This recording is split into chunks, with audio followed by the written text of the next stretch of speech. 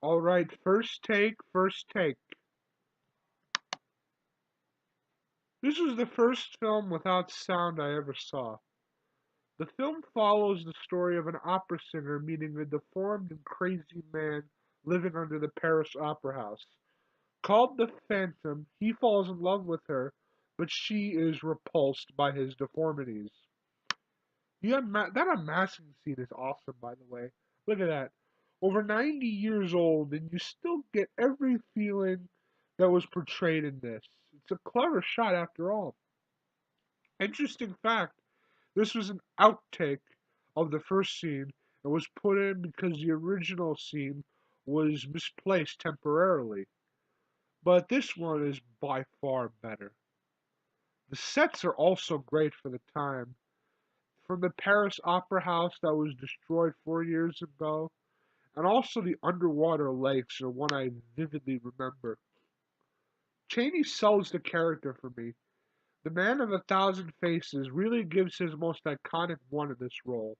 9 years later, you can still really understand every emotion he's feeling without hearing a word of dialogue. I can go on about how well the film is aged and how its age sort of helps the film now with its ghostly look on screen. But I do find the backstory behind the film to be the most interesting part. There's an alternate ending, which I'm quoting from Wikipedia. The filmmakers originally intended to preserve the original ending of the novel, and filmed scenes in which the Phantom dies of a broken heart at his organ after Christine leaves his lair. There was a shot showing Christine and Raoul on a honeymoon. Because of this preview's poor audience reaction, the studio decided to change the ending to a more exciting one.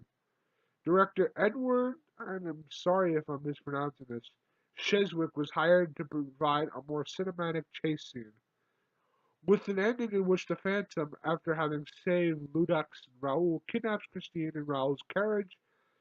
He is hunted down the river by an angry mob who beats him to death and throws him in the water.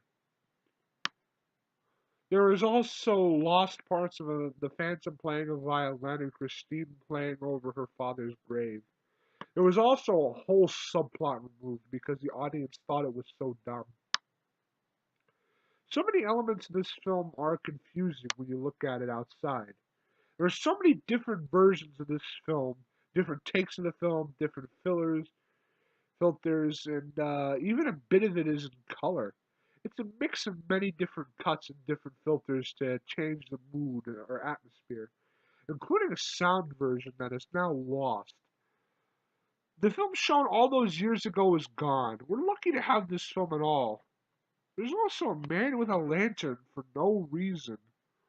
We will never know why this was put in at all because everyone involved with this movie is dead.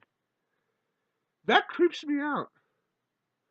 Something that was this scary and creepy long ago is still sort of creepy nowadays, especially with how the film makes everything look ghostly.